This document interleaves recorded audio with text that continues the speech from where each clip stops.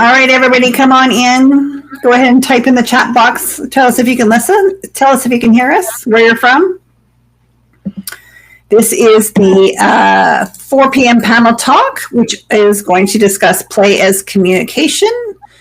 And we are going to start out having everybody introduce themselves.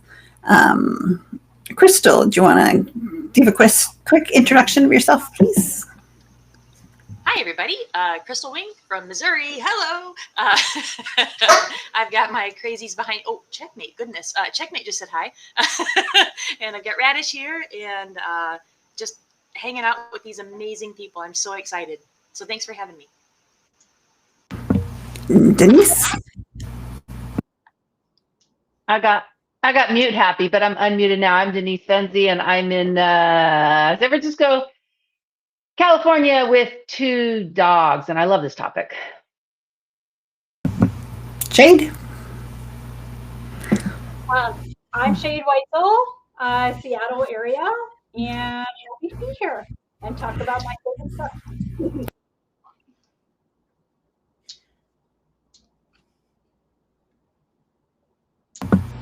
Oh, and Amy, sorry. I thought I said it, but I'm reaching in between. Hi, I'm the awkward member of the panel, Amy. Dr. Amy Cook. I am the developer of the Playway, and I couldn't be having a better day. What an amazing day to delve into play. I can't wait to have this panel. I've been looking forward to it for such a long time. All right, so speaking of awkward, your play perspective is a little bit different from everybody else's. So I want to start off with just talking about that perspective before we dig into everything else. You, of course, are more than qualified to talk about the rest of it as well, but your thoughts are a different bent. So there are several forms of play, most common being tugging, chasing, food games. There's also perspective, which we are calling therapeutic play. Amy, can you tell us how this is different from using play in the more common ways? I can. So the way we can think of sort of models of the way we insert things like play, we have the very common ABC, like it is the consequence for a behavior that I'm trying to increase, a chosen behavior, and I reward you with, in this case, play. And there's a wide variety of things you could put in that box.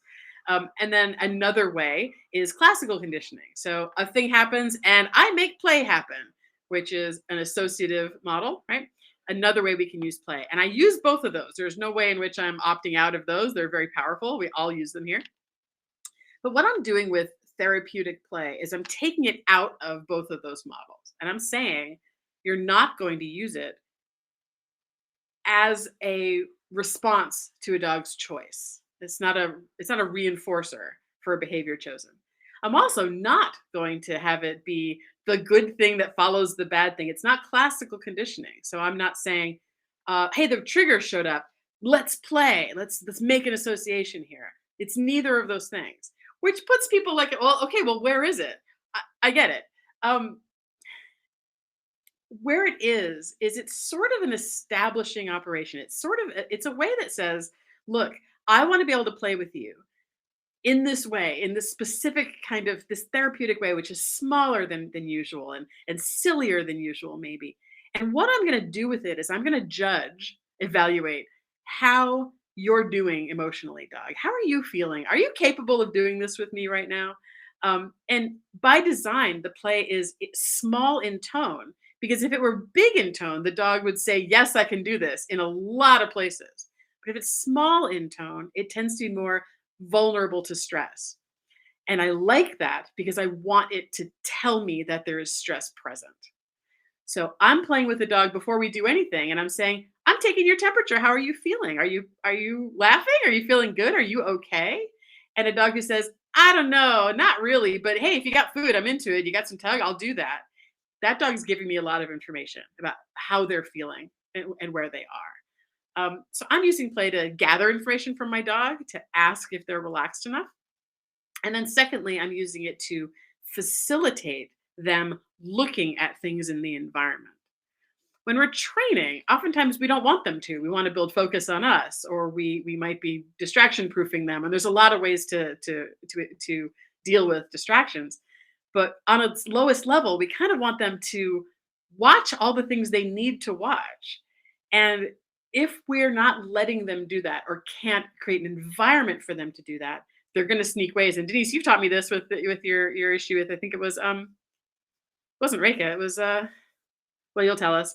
And where if they're not looking ever, they're not dealing with the environment very well. And I want a lot of environmental processing to happen. So I'm using play to say, look all you want at the world. Tell me when you're done. And I'm going to judge how you come back to me to see if you can play again with me without me insisting or being big and magnetic and interesting. If you can offer it to me and we can just be silly and kind of goofy and a little just intimate, like we play it at home on the couch, I have good information that says you're probably in a decent emotional place for actual training. We can now switch to bringing out the big reinforcers and doing stuff. I'm saying, you look good to me. You're telling me you look good. You've looked at things as long as you'd like to without my feedback. Like, you can just look.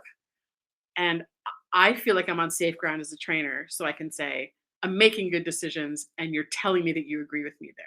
It's, and it's got more to it than that, but I'll sort of, those are the two big chunks that tend to come up. And none of it is about me reinforcing them looking back. If they're done looking at the environment, they look back to me, I am not immediately playing. I'm negotiating. Hi, how was looking for you? How was that experience for you? Would you like to maybe do a thing? Then there's that small ground where they can be like, yeah, I would like to, and they can come forward. If I offer play too quickly, I'm now in reinforcement model. So that's what makes it different. That's believe me, that's the short version of what makes it different. So I look forward to your thoughts if that's new to anyone. Anybody want to jump in on some comments with that? It wasn't Reika. Who was it, Denise? It wasn't Reika. Was it Kisa? It was Reika. Okay. And so my equivalent, like, rough story is that I did something which is very traditional and typical in the worlds I'm in, which is take her to new places and play. Take her to new places and play. She went to a lot of new places and played. And she got to the point where she could go lots of new places and go right to work immediately. The problem is, if she didn't go right to work, I sort of encouraged her and I made it happen. And she's pretty toy driven, so I could suck her off the environment and get her to play. And that was fine until I went to a dog show and she got nervous at an AKC event. And when I went in the ring, she was having a hard time because, frankly, I'd never actually let her look at things. So she's looking at this big guy, this big judge with a trench coat and a hat. And she looked at me and she was saying, I need my toy because I'm feeling really uncomfortable. So we need to play. And I didn't have a toy. And so the lesson there for me is that if you do that from the time they're very young, you take them a lot of places, you play with them with toys and food, you overwhelm the environment, you're actually undercutting your entire socialization process. So really, I never socialized her, because taking a dog to a new place and not letting them process that new place is not socialization. You're going over the top. You're just practicing your skills in a lot of places. Anyway, so there was some learning in there. And a big part of getting out of the mess I was in, because she actually healed backwards in that event so she could watch the judge, which was not like it's supposed to be. This was not ring sport. Not a lot of points. She should have been heading forward, and this was ugly. It took 2 years to basically start over again and teach her to look. And it was really hard because she was so fixated on, I don't want to look. If I don't see the monster, it doesn't exist. It was really hard to get her to just look. Like, look in the closet. There's no monster. It took a long time. And it took a lot of commitment to listening to her. Like, I remember going back to my first trial. And at that time, I'd been chatting with Leslie McDevitt a fair bit and using a lot of control and use principles. And I just sort of said, I am 100% committed to not going in the ring if I get there and she does not tell me she really wants to work. And what happened was she went there and she started ripping the grass out and making a hole, and it was terrible. And she did not want to work. I put her ball down. I said, well, let me know. And she looked at it and she said, that's nice. And she ignored it. And I was like minutes from going in the ring. It felt like forever. It probably wasn't. And then, so she ripped up grass for a while, and she looked around, ripped up grass, and then she picked up her ball. She said, okay, let's work. And then she just walloped to that trial. She won both trials, 2 trials in one day, just went at it. And then 2 weeks later, she went to a trial and she started ripping out grass. And I'm like, rip out grass? Last time you did that, you won everything. So I was all like, damn, this is working for me. And once again, she did exceptionally well. She'd moved up a level. And she never ripped up grass again.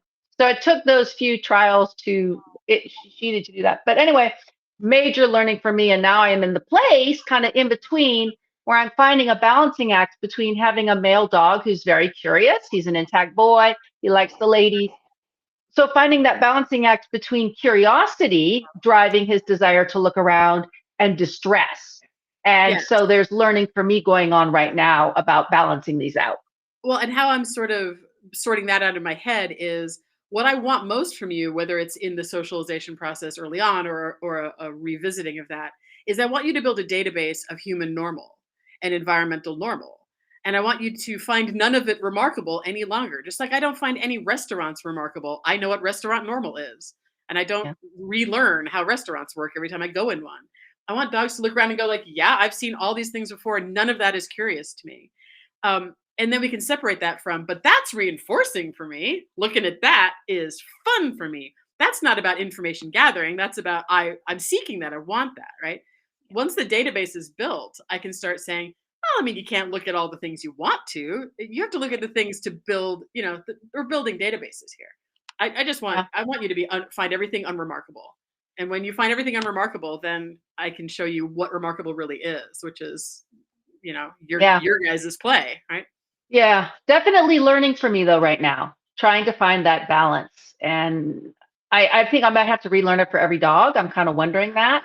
Yeah. But I mean, I've talked to Crystal about the show. The three of us spent some time together a few weeks ago. And for sure, this was a topic of conversation and the errors I believe I've made that got me into some trouble and maybe some good decisions I'm making now. But that's why you can train dogs your entire lifetime because They're all different. There's a lot to learn. A lot. Totally. Totally. Thoughts? No, we're done. That's play as therapy. Facilitate database building and double check yourself as a trainer so that you're not telling yourself your dog's okay, but you can measure whether your dog's okay, which, we all know we like to lie to ourselves. So that's therapy. All right. Anybody else have any extra thoughts? Nope. I feel like I do that for myself. That's a good point too, though, really. Like, we have to be there too, right? So trying to process environments for us is hard before we even support our dogs. Amy, do you feel like every sort of dog, like I know that when I try to play with my type of dogs, they want to bite me. So play with things in their mouths, but I generally don't want teeth on me. Right. And so I can use a lot of other stuff. But my current one, I play with him, but he's also the one that finds the environment the least curious or reinforcing. Yeah, He just so wants he's probably bringing less, arousal or stimulation or whatever, or Yeah. coping in a good way. I don't mean coping in the bad way. I would say, and I know your dog. I don't know all of your dogs now, but I know you're bent. I know the kind of dog you have and Yeah. like, and certainly holding on to a toy is valid. I have any dog who's in the bitey category, they're holding on to a toy, right? But more than that, what I'm looking for is when we socially interact, and I do mean socially, not like when I'm reinforcing you for that job well done, but like purely it's just you and us being ourselves. Are you okay with this between us, or are you trying to get work out of it, or are you trying to kind of veer off out of that because it feels like social pressure to you and you don't know what to do with it? You don't know what to do with my overtures that are social. And if they're doing that, I'm going to say, I don't want you uncomfortable with that. I want you actually comfortable with all these levels of interaction we could have. I want to be able to be silly and goofy for like 15 seconds. Uh-oh. Oh. For like You're the one. I got big. Hi. Like I'd like to say, can I make you laugh just a little, even if it's on the couch at home and not like part of our ready to work on the field because you're just too, you're good and you're also highly energized. That's fine. I want you to be comfortable with me saying, I'm going to flirt with you. I'm going to get you. And I want to get back some sense of, you and what army lady, you're silly, even if just for that amount of time, so that I can clear that you're not trying to redirect out of this because you're uncomfortable with like me being close to you or me doing these weird things. I want to ferret that out. If you have to have a toy in your mouth, it's fine, but I would love to hear the laughter for just a bit if I can get it. Even just for the expanding of their possibilities and to know that they're uncomfortable. It's just a way to sort of test that discomfort with people. Yeah. Speaking of laughter, Amy, is there some research that they think that dogs do laugh? I know they have that on rats. Yeah, for sure. I mean, we're putting a pin in that. We're sort of saying, I think so, and it's sort of like it correlates with, it's right around social times. It comes and goes. It leaves when the social is over. It comes up when you're being social. It shows patterns of laughter. We're pretty much saying, yes, I think that's what this is. Functionally, it seems to be, right? That's probably the closest we can get to it. But social animals do that. We breathe in patterns. And it would make sense, because you want to be able to tell your social partner that you're kidding, right? You want to be able to say, I'm going to get you, but not really. Like, we're just kidding, right? You wouldn't be able to ritualize aggression and socialize well with abandon if you couldn't also advertise your safety, because you would get misread constantly. You would be in fights constantly. So laughter is conserved throughout social animals, and I think we're going to see it more and more as we look for it more and more. It might look different than you expect, but I would expect it to be most places in social animals.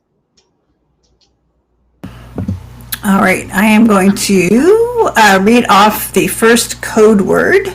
So the first CEU code word is tug.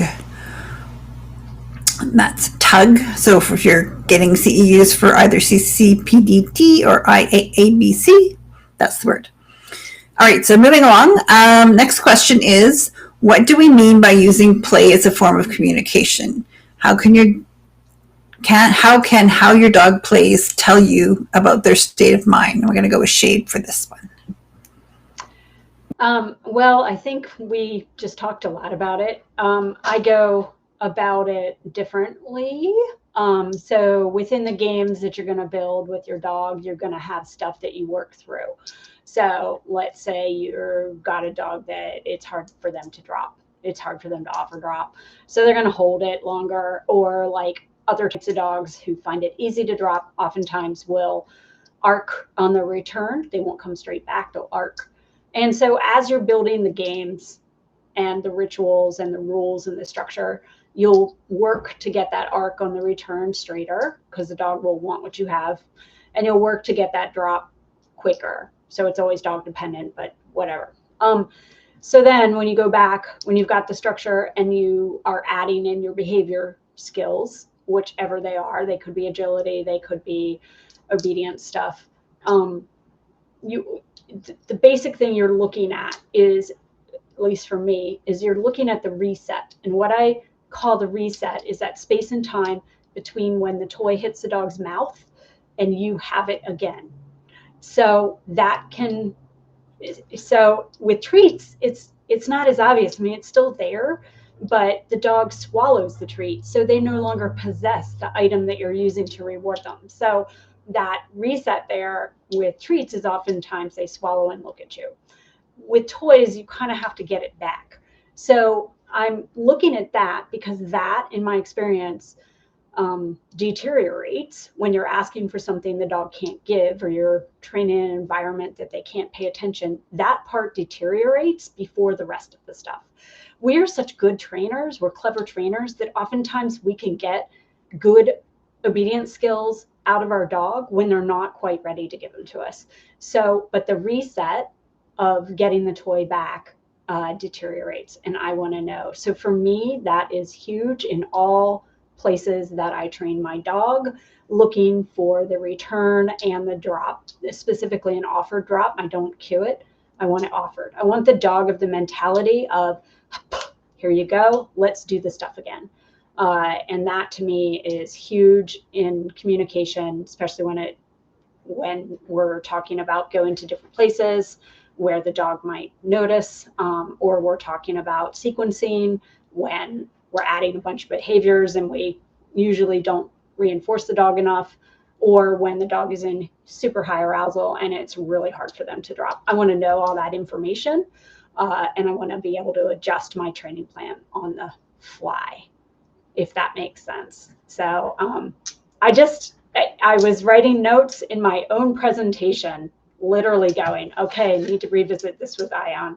Like, got to make sure that we've got it. And it's so funny when you're having issues on your training and you actually go back to your own stuff. So Actually, just listening to you talk, I was thinking, when I start feeling that little seed of frustration because I want to move faster in the training, it's yeah, because he's not coming back directly, and he'll circle and look away. And so my reaction is often the start of frustration rather than the start of recognition, which is slow down. Like, I don't push that hard, but it's still my natural reaction. And it's one of those places where a little bit of mental shift would be very healthy, kind of like Crystal says, um, oh, that was too hard for you. Like if she asks the dog to out or yeah, something, she'll say, oh, that I see that's too yeah. hard for you right now, rather than why aren't you outing? It's like a phrase that's not, what's the phrase you use? Tell me. It's a little bit different. I'm getting it wrong. I asked lots of questions. Those are kind of my non-reward markers for myself. Oh, that was hard. Yeah, that was hard for you. Yeah. And I remember the first time I heard you said that, I was like, oh, I like that. That was a nice little reframe. And so it's helpful, like when you start feeling that seed of frustration, to teach myself to reframe that as, oh, wait, I need to slow down. Something I'm doing here is my dog is trying to tell me that something, and often what it is in my dog's case is asking him to give me objects. So that's so painful for him. Yeah. And often I just have to remember to stop doing that. Just tell him to put it on the ground. He's totally happy to do that. But I forget because I get in a groove. I'm training. I'm trying. Give me the ball back. We're going to go. Give me the ball back. We're going to go. And then he starts getting like, I'm really not liking this game anymore. So I think my dogs are like, hey, woman, I need a moment. And I need them to tell me that because I'm very much like, let's do it, let's do it, let's do it. My head is like the next rep, the next thing I'm going to do, the next criteria, up. And my dog is like, hey, I need a moment to think about what we just did. And so I probably stuck that stuff in the game for me, so that I didn't push the dog too much and didn't go beyond what they needed. Anyway, yeah. For me, it's huge. also once you have the toy back, our kind of dogs are going to opt in even if they don't want to. Totally. I mean, you have the toy, but when they have the toy, they're in a position to say no. Yes. And I want that no. Give me a minute.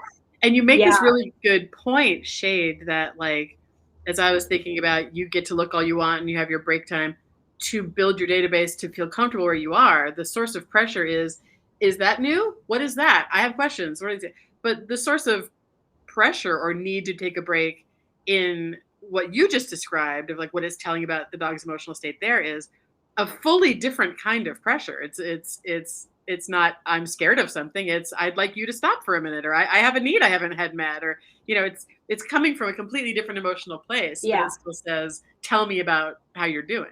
Sometimes it can be about the environment. Like oftentimes you'll get something at home that you'll go elsewhere and my dog will hold the toy longer. So sometimes it's about location, but oftentimes, especially if it's happening in a home location, it's so about the training and the pressure of the training. And that's what I see so much, in class when I'm giving this toy class. It's so much about the training that what the person is asked, what the handler is asking their dog to do, and not recognizing how expensive it is. The dog doesn't trust that they're going to get the toy back. They don't trust that you're going to ask them for something they can do that isn't a struggle.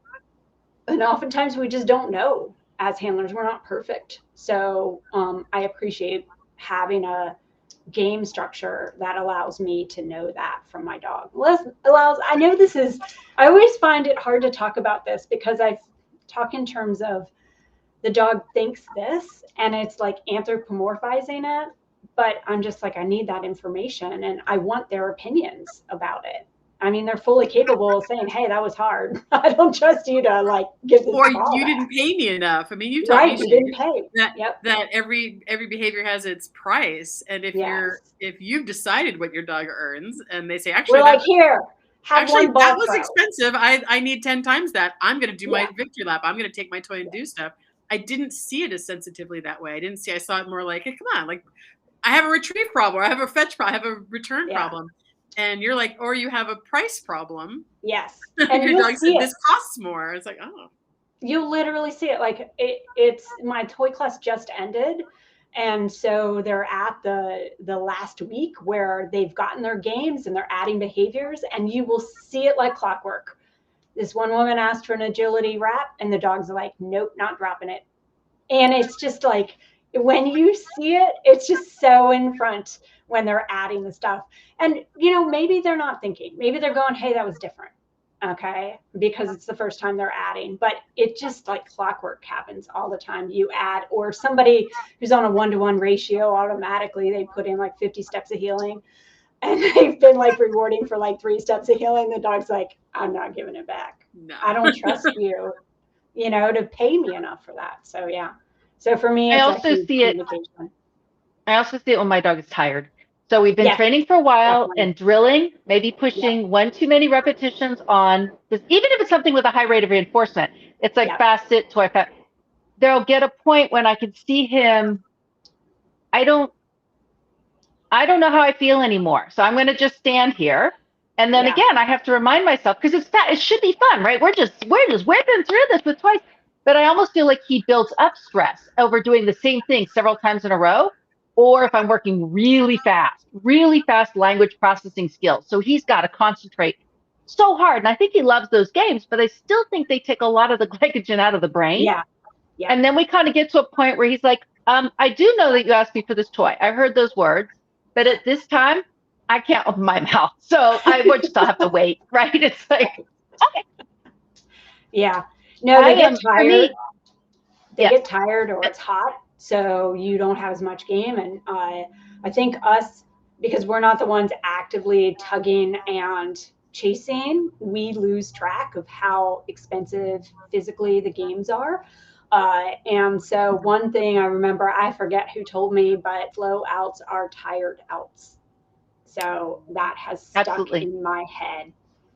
So, I think that's so. Crystal, we saw a lot of that the last few weeks. Like, if we pushed a little too far and too long, he'd be like, eh. So it's like, we need to stop. We pushed? What? We need to stop. He's talking to us here. Right. So for me, another form of communication is how they play tug. I can see so much. I know it's normal baseline. Are they pushing? When my dog gets tired, he's pulling. When he's getting stressed, when he's not happy, he pulls with the thing. Jackhammers is what Crystal says. When he's happy and fresh and super engaged and confident, he's pushing. So it's like, it's that straightforward. If I'm seeing anything off that baseline, I know he's having some kind of feelings. It may not even be negative feelings, really, but he's having feelings that I need to be aware of.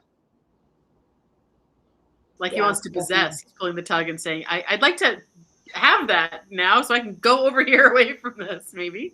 I also see it when he's in super high arousal. Like if we do fly ball, he's all about pulling.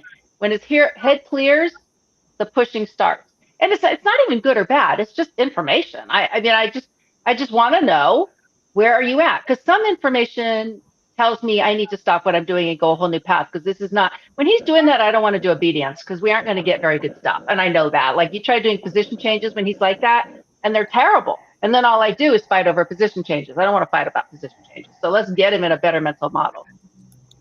So it is information. It's more than communication. I can choose to listen or not. I try to listen most of the time, not always. But you take that information and you want your dog to talk to you, because they won't talk to you if you don't listen. So over time, you better get something that tells them you actually do care what they say. Right. And had Reka had that with you earlier on, maybe you'd have discovered earlier that Reka wanted some other things. I mean, possibly. Yeah, and actually, I mean, that's going back some years. And with both of the dogs I was competing with at that time, I didn't have nearly the information I have now. So I had nothing of this sort. There were no marker cues. There were no, I had no start button, is what we call it now, right? I had nothing except my determination of how much time seemed appropriate. And I would say that I did wait for 2 looks. She had to look at me the first time, and then I would say, not good enough, go back to the world. And then she'd look at me a second time. And I knew the first one was just dialing it in because she wanted her toy. And I also knew that the second one would be more genuine. But I did not have an opt-out after that. It was, she's in. So that's what you learn with time. And I do remember when I got Zen thinking, I'm going to be such a better trainer. It hasn't actually worked out that way. I've just found a whole new set of problems to try to figure out. It's really actually very discouraging. I mean, someday, I'd like to believe that all this suffering is No. going to come together No. in one good decision after the other with a dog. No. I don't have that yet. No. I'm thinking Let me know about when that how, happens. yeah, like we change, you know, as trainers. Like you had your two, you know, your two looks with Reika. With Reiki, he was so like, don't take it from me, that I never took it from him. I always would verbally ask him to drop. I used two toys through all of his life. So I'd verbally ask him to drop.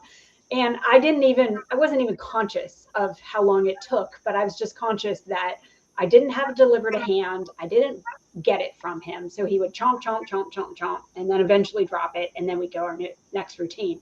With Onesie, I wanted it now and I wanted it then. And 3 years later, I really realized how unfair that was as he told me that.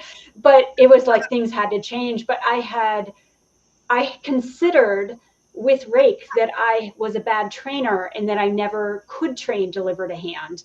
But in hindsight, it was good because the dog could take as long as he needed to drop the thing. So that was him taking his moment, communicating, and I just couldn't start it.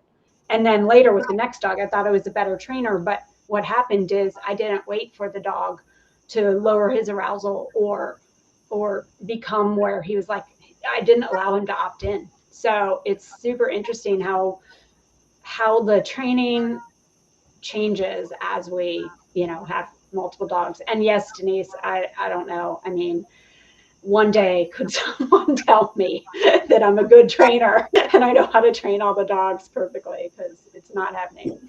So one of the things that I like to do is offer the toy choice. And Radish did a surprising one for me lately. I try to offer, so like when we get out of the van, I'll have 3 different kinds of toys, like a chase toy, a tug toy, and then some hybrid variation toy. And that way I kind of know where her state of mind is when we just get out even. And so she'll choose the toy she wants to use. And I know that, okay, that's the one we're going to use mainly. And she, it was, I don't know, it was like the last day at the ranch. And she looked at the 3 things and said, nope. She jumped back in the van and she grabbed the bite sleeve. It was like, are you kidding me? So that's another way that I can, you know, have them communicate to me. That's how I know that my dog wants to do IGP. If you let him loose in the building, he's just as likely to go for the jute sleeve. I'm like, oh, he's talking to me. tracking. He wants to be an IGP dog. I mean, they're valid questions to ask. I mean, can you ask too many questions? There's not too much information I could have from my learner. I mean, there might be too many questions in a given span of time, but there aren't too many things I want to know about an animal that otherwise can't tell me anything.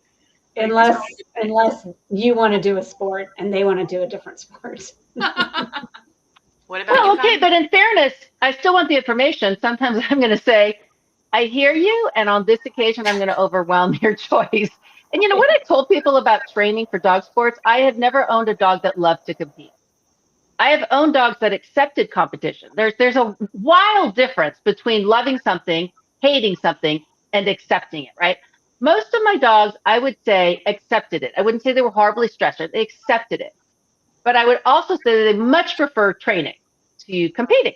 So my perspective is we're going to make a deal here, because I don't have the energy and motivation to give you the kind of concentrated training time that I know you want. You don't want me to mindlessly throw the ball.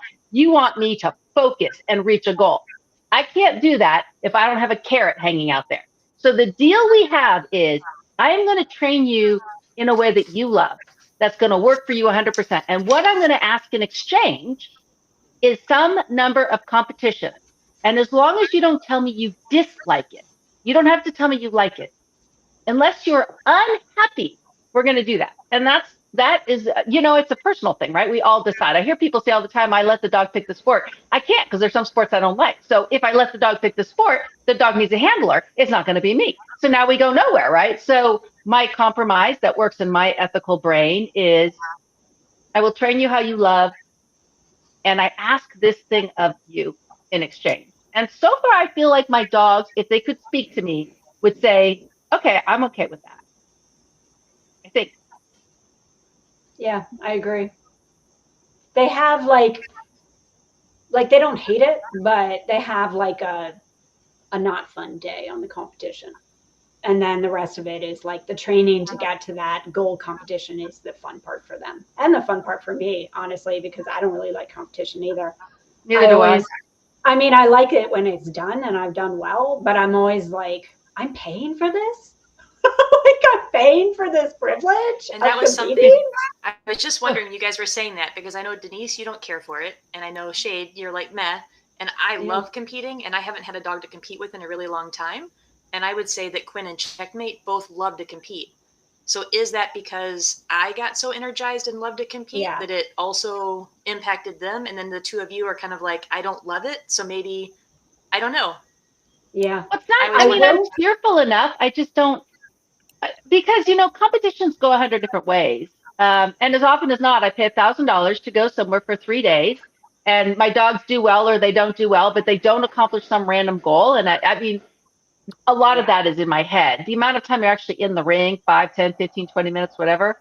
I settle in if the dog is doing well, and I usually know in 3 seconds if my dog's going to do well. It's just basically, how did my dog enter the ring? I look down, this is going to be a terrible experience. Or I look down and say, we're going to do really well today. I mean, I can usually tell, but I don't know why, but competition does not pull me anymore. I compete because I have to test my training, and I need something to cause that to happen.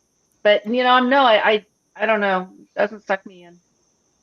I will say that it definitely depends on what I'm doing. So, for instance, tracking, like the latest tracking dogs I've had, I love that because I find it so fun, and they find it. I feel like I have trained tracking to be intrinsically reinforcing, or my dogs just like it. So I always feel like the tracking trial is not as hard on my dogs as the obedience or the protection, because they like the tracking itself and figuring out the puzzle. So I like that. So I think, Crystal, for me, in the other two sports of IGP, it's taking something out of it for my dog, and that's why I don't like it. Whereas in tracking, there's not something being taken out of it, at least for the majority of my dogs.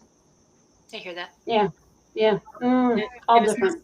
And it's not so stylized. I mean, tracking is like nose work. I'm doing this thing. It doesn't have to be done according to your weird standard of precision with my body. Like you're just at the end of the line going, okay, it's up to you now. Like, I like it because I'm doing the thing I would do anyway. It's not, there's no, so makes sense. Yeah, you don't have much, they start and you don't have much influence after that. And so that's kind of fun. You get to see, or more like you get to see where your training is. You can't affect it. Whereas in the other sports you got, or protection maybe not, I don't know. But yeah. My dogs greatly prefer dock diving over the obedience ring, that's for sure. Yeah. All right, moving along. Next question. What are the risks and benefits to using play with a dog to overcome their discomfort in a new environment? And that's going to go to Crystal. I mean, Denise did a great job to speaking to this just a few minutes ago with Reiki's experience. So you can build confidence. I'm thinking about particular, we know our own dogs the best. So Checkmate is noise reactive, doesn't like fireworks, doesn't like storms. And so I can use play to try to help him get through that a little. And here's how I did it with him. Midwest, we have these storms sometimes that are these just kind of like rumbling of thunder. And it's just this consistent like grumble. It's nothing loud, sharp, it's just grumbling. And so I would use those times to kind of match that arousal, and we would play. And so using that play and that fun, he wouldn't be so like concerned about it. And it wasn't a matter of masking or overpowering it, overfacing. He really was just like, oh, I didn't die. Not that that's the standard that I should live by, but that's maybe I should have a little higher standard. But yeah, I didn't die. So it's a good day. With Quinn, he was my just confident, go kick the world dog. And we have fireworks here that are just rattles the windows. And he would get so pumped and he's like, and he would get so amped. And so I thought, okay, I'll match that arousal. And he went in the backyard and was we fired up. Like we did like sleeve work and we really had a great time. And he loved it. And when we were done, he went over and dug a hole and did his normal Quinn things. And then we came back in and he did his normal Quinn things. But took the edge off of all of that excitement. So how do I know if that worked? Well, the next time we have a grumbly storm, how does Checkmate respond? He didn't really freak out. It wasn't such a big deal. When we had next fireworks, Quinn was just like, do we get to play the game? Let's play the game. It wasn't a matter of, oh my gosh, you tricked me. And that's where the downfall comes in. I think we often want to try to use and match their arousal. And what can happen then is they feel tricked. Anthropomorphizing, I get it. But there's that distrust that they kind of start doing. And Yukon's a great example of that. If I do anything that's not his idea, he's kind of at that side eye, like, I don't know about this. And if he feels tricked at all, we're done. Like, it sets us back weeks. So I think that's some of the risks that we kind of fall into. My radish story, she hated slick floors, and it was really the shine on the floor. And so as a pup, anytime I get to a shiny floor, I just pick her up and I just carry her wherever we go. Kept her safe. I cuddled her very firm, not like Thunder Shirt, just made her feel very comfortable. And I would just carry over slick floors. I never asked her to get down and walk on them. If she wanted to, I'd let her, obviously, but she didn't want to, so pick her up and we go. Well, I used odor, not really recognizing because she does search and rescue work, and odor is a game for her. And there was odor just far enough on the slick floor, and we had done enough kind of carrying that when she got to the edge, she was like, I smell it. She kind of looked at the floor and she's like, it's worth it. So she went, she found the odor, and we had a big party. She was back to the safety of not being on the slick floor. And I think that was a defining moment for her getting over that scary thing of the shiny slick floors. But it was the confidence building that was kind of coupled with that. And I'm not saying for people to go try these things. I'm not suggesting any of these things. This was just 3 short, quick little stories of how using play and using games can possibly help in these scary environments or new environments or whatever you want to say. There are a lot of risks, though. You can definitely create a lot of distrust. You can create a dog that says, yes, I'll play your game because I do play games. But then the next time they go to play that game and they're like, this sucks. Oh my gosh, Checkmate. So yeah, that's where I'll go. I'll let y'all play.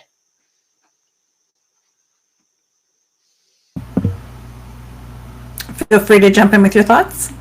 I want to because I want to create a association of high adrenaline, where I used to. I don't as much anymore, but I used to want to establish this association with like green fields that looked like obedience IGP fields or AKC obedience rings. I wanted to create anything with baby gates. I want to create an association of toy stuff. And then, so I was like, who are missing? Okay. So then I wanted to do that, but I recognized that I could be creating tunnel vision. If my dog was unsure of the environment, I could be tricking them, whatever. So my solution to that is to do ready to work on the sidelines with food that I can't create tunnel vision with, and then switch to toys for the association of the field. So I want to ask how my dog is doing with toys. How do you feel? And then go out on the field and do what I wanted to create the association. Does that make sense? So it's kind of like getting both things. And ideally, if you can't get your resets with food, with my toy dogs off to the side, then I know that I probably shouldn't be doing the toy play on the field, because then I am at risk of tricking them or creating that tunnel vision that I don't necessarily want. There's sometimes I do. So raising arousal makes distractions go away. So I'm not adverse to using that every once in a while. I still want that information of the food stuff on the sidelines. And I'm talking about my kind of dogs that food is good. They like food. It's good, but it's not as exciting and adrenaline filled as the toy stuff. So does anyone want to comment on that? Well, what I'm thinking about as the general topic is it really depends where the dog, at what stage is the dog. So in the socialization stage, I have a baby dog. I'm pretty heavy on the no, just go ahead and be a dog in the environment. I really do much less training now. And maybe that's part of my issue now, because I do have a dog who's much more environmental than I would like to see. but I was more concerned about masking distress and not recognizing it than I was about getting focused later on, for better or worse. I don't know. I would say that I think about it a little bit as a stress scale. So as the dog gets older, on a scale of 1 to 10, once the dog tips over neutral, let's say 5 is neutral, 1 to 5 is happy dog, and 6 to 10 is, oh boy.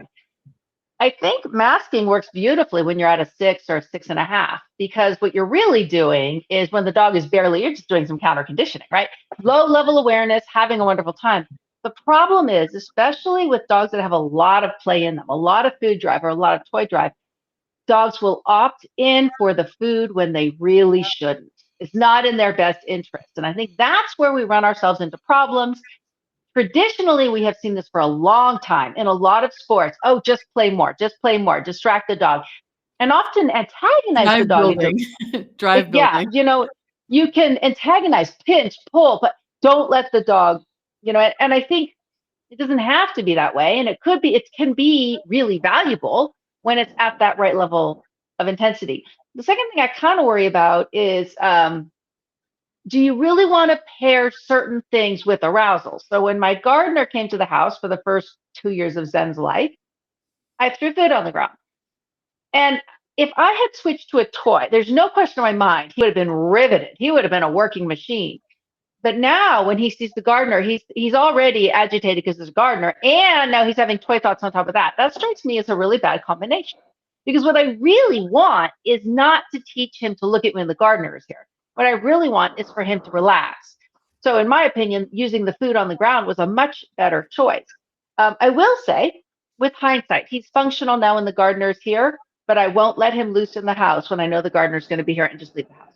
I don't think that would be wise. So I didn't get to the point where I washed it all out.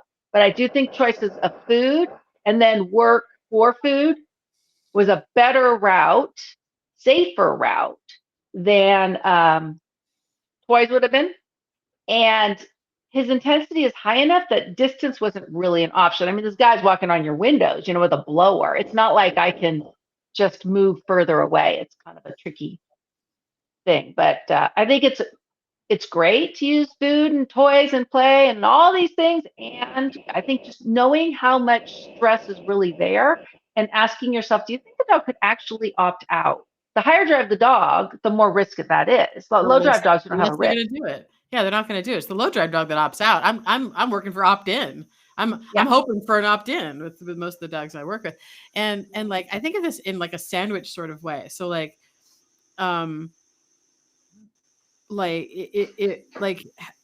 want something that's fragile enough that you absolutely won't do it if anything else got in the way. But that in and of itself isn't a complete program, because that can't reinforce anything. It's too fragile. Everything else is also interesting. So I don't have any way to kind of tell you I am Disneyland here. I'm amazing here. But I do have a way that says, show me all of your thoughts. Show me all the things you might be choosing. Show me that you're scared of that, or that you like that better than me right now, because all I had was something fragile. Cool. I can always dial it up. Yeah. I can do that after you've told me that that's where you are. There's a lot of value to being able to dial it down. And a lot of us lose that, because as soon as you walk out the door, the dog is so keyed up for work that it gets quite difficult to get them actually looking enough to even know if they should be making these decisions. Yeah. And I like to, and also, a la Shade, I like to make sure that it's really clear. I mean, I love Shade, the thing one time long ago, I took away from you this thing you were playing with. Maybe you still do it. You probably do.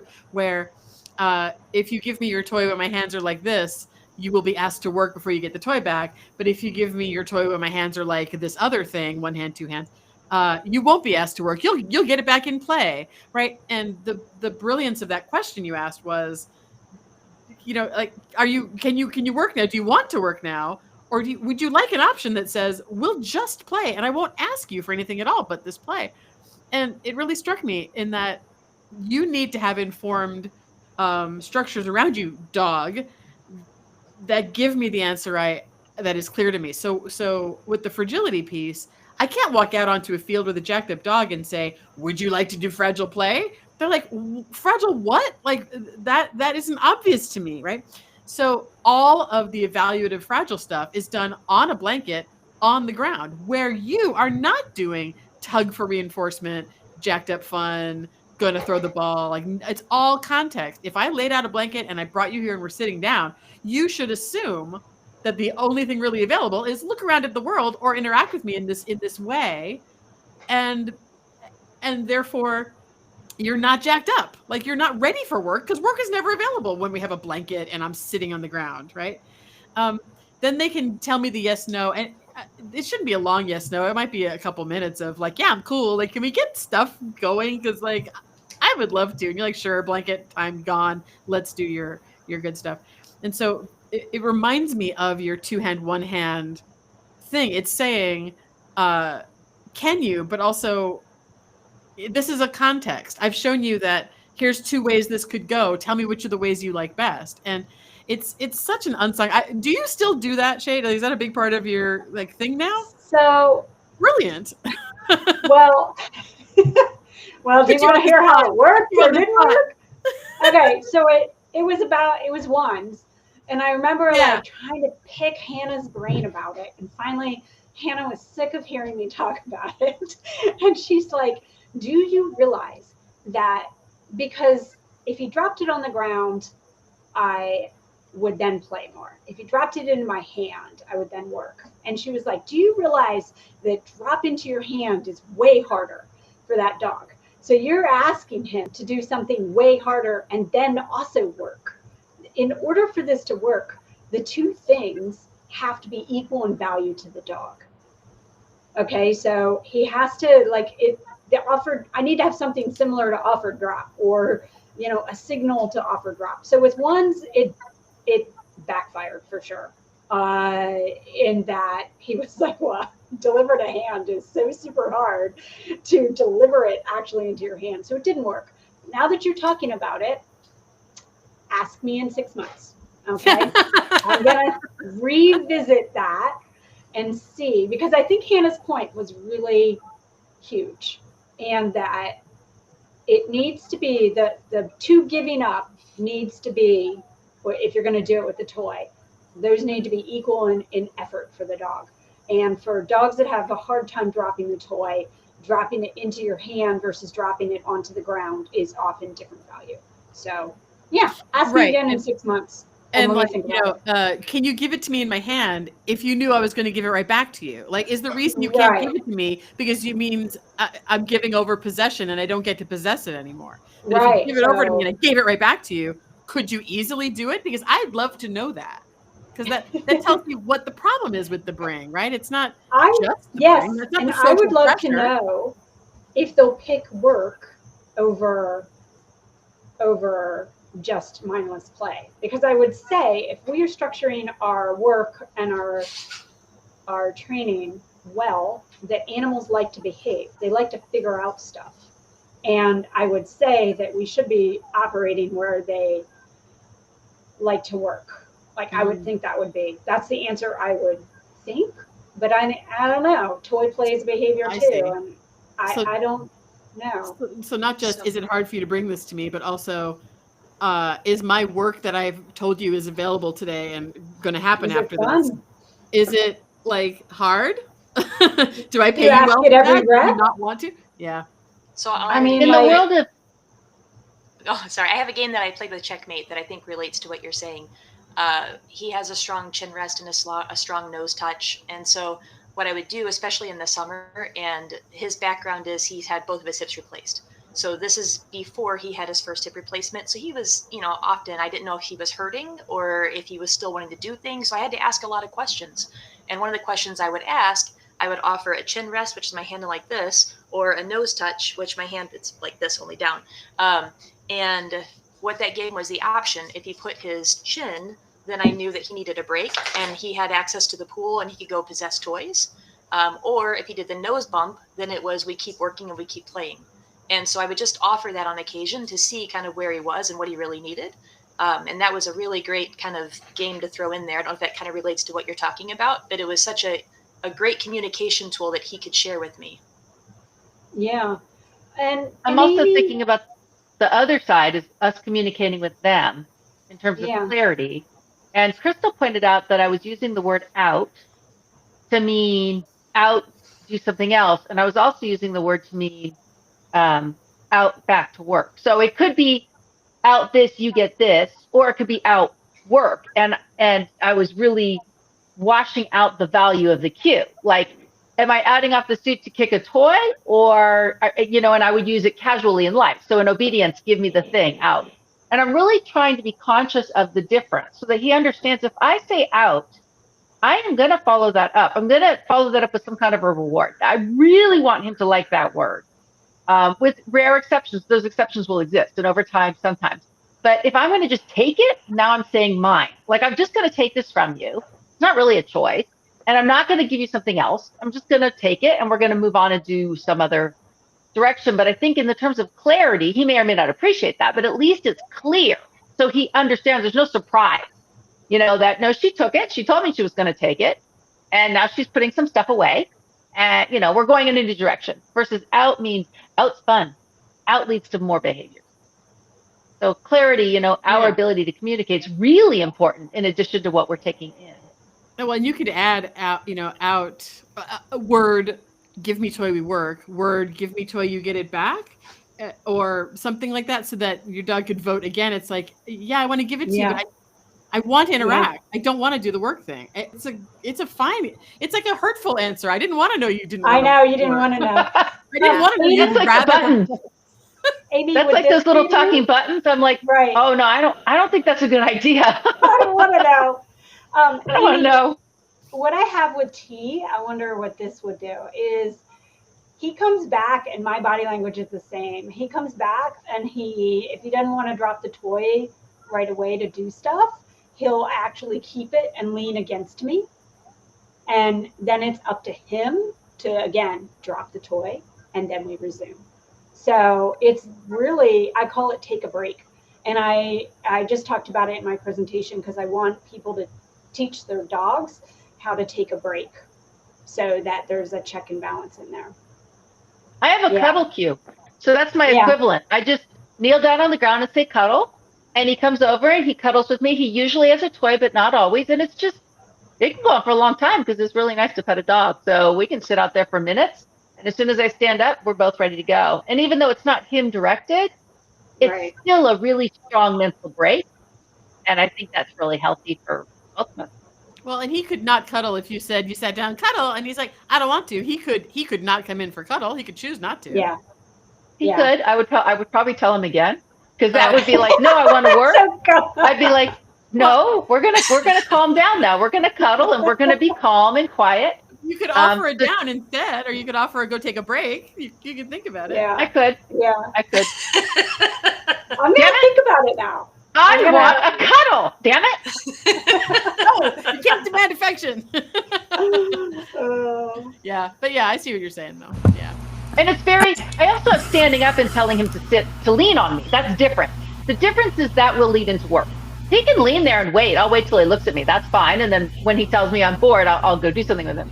But cuddle, it's like nothing ever comes out of cuddle. We never work out of cuddle. I always get up and then we go to work. And at some point you can tell he gets it because his little ears go flat and he gets sweet. And he'll even like flop over and get a belly rub. And it's clear. And, there's a lot to be said for not guessing.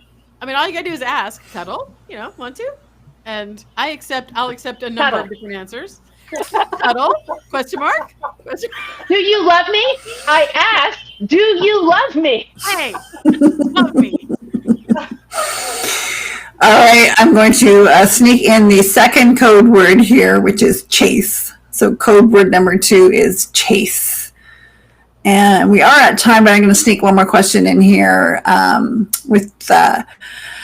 we talked about using play to clarify the dog's communication to us, but how can we use it to communicate our own wants and expectations to our dogs? So things like adjusting arousal, working to extend reinforcement, etc. And we're going to start that with Denise. Gosh, I kind of feel like we at least touched on. We have touched on it, so we can briefly wrap up and call it. I mean, for sure, my choice of reinforcement varies according to what I want from him, how much energy I want, what I expect. And I know he understands that. Like there are some games which are way higher arousal, and he knows that I'm going to ask or want more energetic things. When I put him on a downstay, there's not a whole lot of kicking toys going around, right? It's more like, why don't you just hold this object and think quiet thoughts? And for sure, we can influence how we want the dog to be feeling by the choice of the toy. Is it a prey type toy? Is it a holding type toy? It's actually amazing. My dog is an exceptionally clear example of the difference between how he feels when he's holding things. Like, just look at him. It's like, there's no comparison between him chasing a toy or anticipating a toy that's going to be thrown or kicked. He's super clear. You can watch him and everything changes. His ears change and everything. And that's helpful because I can look at it and say, that's a good way for you to look for this behavior or not. And then I can switch the game I'm playing, the reinforcement I'm playing to adjust where I want him and then go forward. So for sure, I can use choice of types of play to modulate how he's feeling. And hopefully creating an association to specific exercises that duplicates that feeling. Anybody else have any thoughts on that? I use it all the time. So for instance, I'll use chase to reinforce retrieve because I want more chasing thoughts. I want more fast. And so I'll definitely take into consideration what they're feeling, like depending on what toy I want. I'm not sure it's me it is conveying to the dog what I want. I want you to be thinking more predatory thoughts or less fighty thoughts. So I definitely take it into account. And then also it's dog dependent. Like some dogs can't heal really well for a chase reward or reinforcement because they get all stocky and stiff. And so, but they can heal for a tug. They can, or food. So I think about that all the time, what behavior my dog is giving me dependent on reinforcement. And then there's impure thoughts, right, Crystal? Some dogs are having impure thoughts. And when you see that, you need to change direction. It happens sometimes. My dog has a lot of impure thoughts. Having a suit laying on the floor is a lot of impure thoughts for Checkmate. He's like,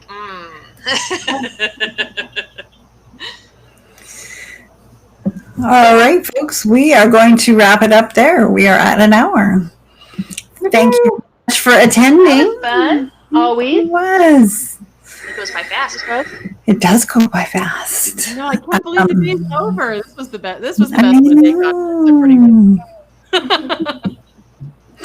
Well, I hope everybody enjoyed themselves, and we will catch up with all of you later. A reminder to everybody that the FDSA in-person training camp is in Ohio this year, and all of these wonderful ladies will be there attending and sharing their fabulous thoughts. So hop on a plane if you're far away and come visit us, and if not, we'll see you another time. All right, thanks. Excellent. And this term starts enrolling on the 22nd? Yes. On the 1st. Actually, yeah. Oh my gosh. Amy, what are you teaching this term? Playway. So if you were inspired by play, you can jump into it right now, for sure. 22nd is enrollment. And Shade's got a brand new class coming this term. Oh yeah, I have food markers. So how to reinforce using food, and I'm heavy into the creating thing right now, which means that my brain is really into it. I'm also teaching positions. So I'm definitely going to take it. I want to see that. The food thing? Oh, yeah. Yeah.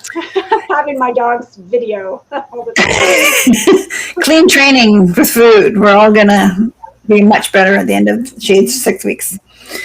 All right, guys. Thanks very much. See ya. Bye-bye.